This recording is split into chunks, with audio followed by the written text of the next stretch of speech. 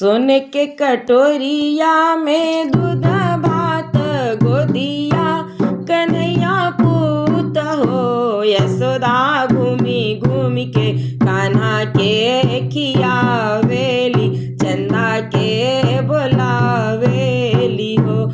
यशोदा घूमी घूमी के कान्हा के खियावेली, चंदा के बोलावेली हो। सोने के कटोरिया में दूध भात गोदिया कन्हैया पूत हो। यशोदा घूमी घूमी के कान्हा के खियावेली, चंदा के बोलावेली हो। अरे आवा चंदा मामा, पारे आवा चंदा मामा, नदिया किनारे आव हो। चंदा आवना अंगना हमार, कन्हैया मोरा खेलस हो।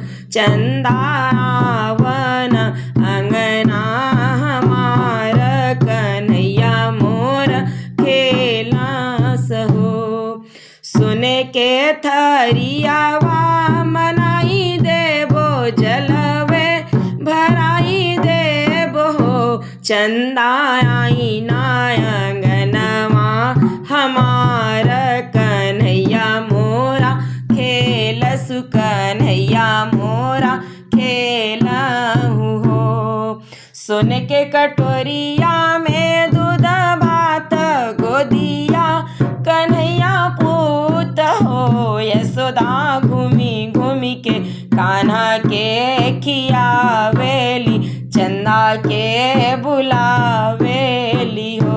यशोदा घूमी घूमी के कान्हा के खियावेली, चंदा के बुलावेली हो।